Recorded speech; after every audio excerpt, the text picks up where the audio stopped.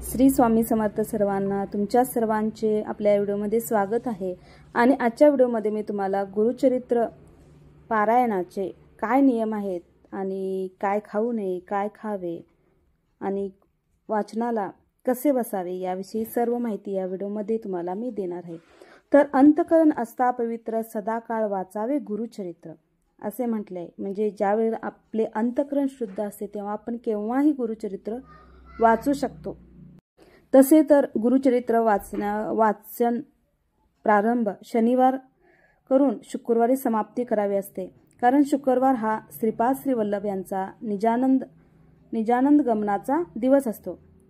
अन्यथा भक्तिभावाने केव्हाही वाचले तरी हरकत नाही, मुहूर्त वार बघण्याची गरज नसते। मात्र पोथी वाचताना सोहळे जरूर पाळावे।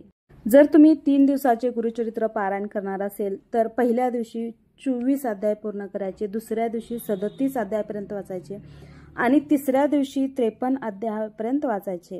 आणि 7 दिवसाचे करायचे असेल तर गुरुचरित्र ग्रंथामध्ये पहिल्या पेजवर कितीपासून किती अध्याय वाचावे ते सर्व आहे।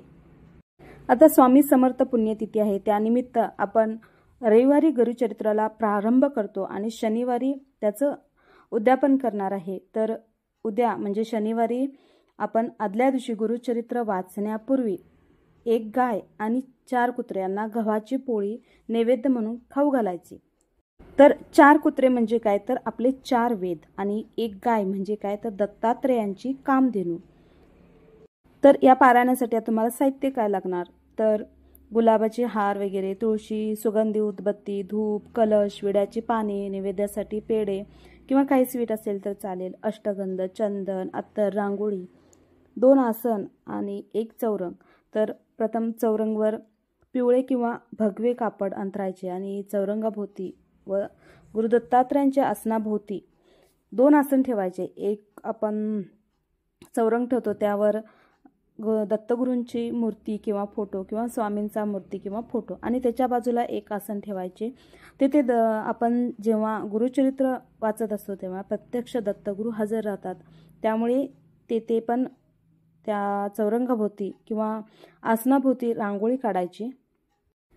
आणि प्रथम आता जर फोटो किंवा मूर्ती हे केल्यानंतर प्रथम पानविडा 1 ठेवायचा आणि तो पानविडा म्हणजे त्याच्यावर प्रथम गणपतीची स्थापना करायची, त्याच्यानंतर कलश स्थापना करायचा। कलश म्हणजे वरुण देवतेचं प्रतीक आणि त्याच्यानंतर मग स्वामींच्या मूर्तीला किंवा दत्तगुरूंच्या मूर्तीला अभिषेक करून त्याची पूजा करायची आणि त्यानंतर गुरुचरित्र वाचनाला सुरुवात करायची। आणि रोज फोटो हलवायचा नाही, पहिल्या दिवशीच तुम्ही सर्व मांडणी करायची आणि अखंड दिवा लावायचा, तुपाचा किंवा तेलाचा असेल तरीही चालतो, पण 7 दिवस अखंड दिवा चालू ठेवायचा। आणि या 7 दिवसामध्ये तुमच्या घरामध्ये नॉनव्हेज अजिबात केले जायचे नाही, तसंच तुम्ही नॉनव्हेजही खाऊ शकत नाही आणि तसंच तुम्ही परान्नही खायचं नाही, दुसऱ्यांच्या घरी जाऊन जेवायचं नाही,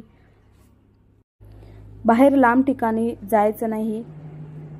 आणि वाचनाला कसं बसायचं तर पूर्वाभिमुख किंवा उत्तराभिमुख असं बसायचं आणि वाचनाची एकच वेळ ठेवायची।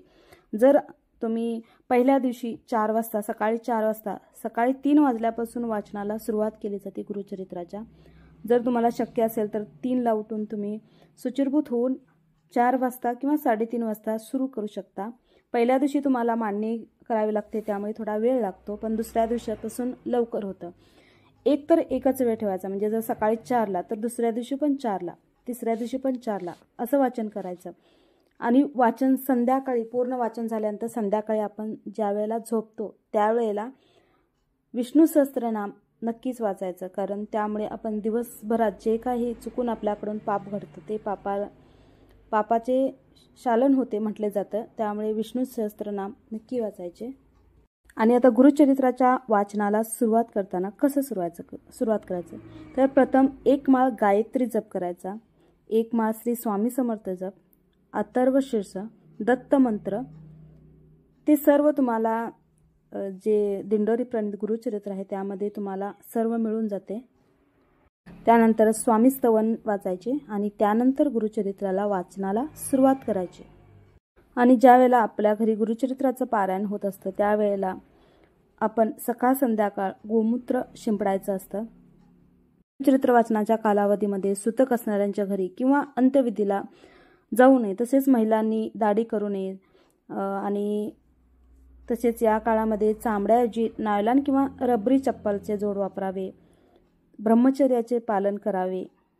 सकाळ संध्याकाळ आपलं वाचन झाल्यानंतर जो आपण काही नैवेद्य आपण जे काही घरामध्ये करतो त्याचा नैवेद्य दाखवायचा आणि 7व्या दिवशी सप्ताहाच्या 7व्या दिवशी सांगतेची सकाळी 10:30 वाजता या गुरुचरित्र पारायणाची सांगता करायची आणि श्री दत्त महाराज, श्री कुलदेवता, श्री स्वामी समर्थ महाराज व एक श्री गुरुचरित्र ग्रंथ करता नैवेद्य मांडावा। ग्रंथाच्या नैवेद्य गायला खाऊ घालावा आणि किंवा स्वतः खावं व मगच आपण भोजन करावं। आणि श्री गुरुचरित्र वाचनाच्या कालावधीमध्ये सुद्धा आपण नित्यसेवेत खंड पडू देऊ नये आणि या 7 दिवसामध्ये आपण जमिनीवर झोपावे, गादीवर झोपू नये, कारण दत्त हे गुरुचरित्र म्हणजेच सर्व आपल्या सुख सोयीचा त्याग करणे असे म्हटले जाते।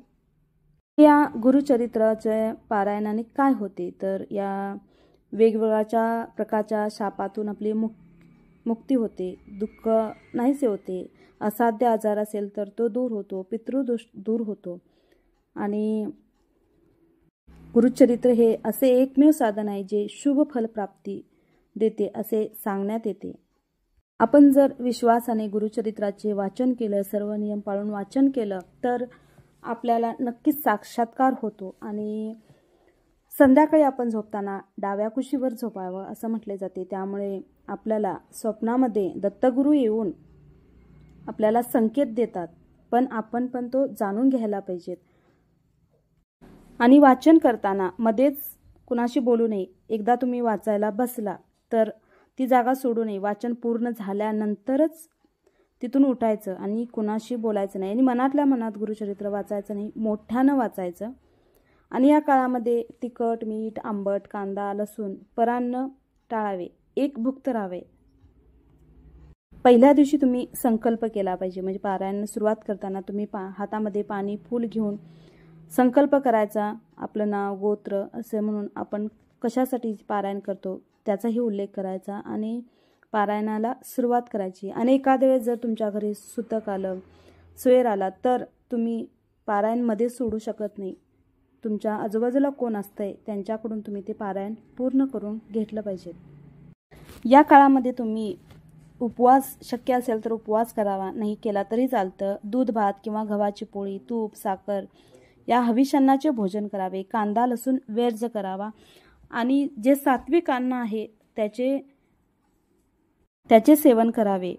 आणि भाज्यामध्ये सर्व भाज्या खाऊ शकता तुम्ही, वांग किंवा मेथीची भाजी, शेपूची भाजी ही खाऊ नये। तर कारण का तर ते खाल्यानंतर आपले पित्त प्रवृत्ती वाढते आणि त्यामुळे आपण वाचन करताना ढेकर येऊ शकतो, त्यामुळे ह्या भाज्या वर्ज्य करायच्या। नाहीतर तुम्ही सर्व खाऊ शकता, तसं काही नाही। आणि एक अन्न म्हटलं जाते की जर तांदूळ घेतला तर तुम्ही तांदूळ म्हणजे तांदळाची भाकरी, भात असंच खाऊ शकता। शक्यतो या काळात 7 दिवसामध्ये आपल्या म्हणजे चटपटी खाणं हे सर्व बंद करायचं। घरातलं जे साधं सात्विक अन्न फक्त तेवढंच खायचं। फळं तुम्ही सगळी खाऊ शकता, त्याच्यामध्ये काही नियम हे नाही आहे आणि हे सर्व नियम माणसानेच केलेले आहेत। त्यामुळे तुम्ही मनापासून गुरुचरित्राचे पठण करा आणि तुम्हाला कांदा लसूण वर्ज्य करा, ब्रह्मचर्याचं पालन करा आणि मांसाहार वर्ज्य करा। हे सर एवढं फक्त केला तरी चालतं, बाकी काही मोठे नियम याला नाही आहेत। आणि जरी काही तुमच्या हातून चुकलं तरी तुम्हाला काही मोठी शिक्षा होणार नाही, कारण आपण जाणून बुजून कोणतीही चूक करत नाही, आपल्या हातून न कळत चूक होते। त्यामुळे जर आपलं काही चुकलं तर माफी मागायची। जर एखाद्या वेळेस चुकून तुम्ही बाहेरचं अन्न खाला तर गायत्री मंत्र म्हणायचा, पण शक्यतो करून आपण घरातलंच अन्न खायचं आणि सात्विक खायचं। या 7 दिवसामध्ये फोडणी देताना कांदा लसूण घालू नका आणि जे काही सात्विक आहे ते अन्न खावा।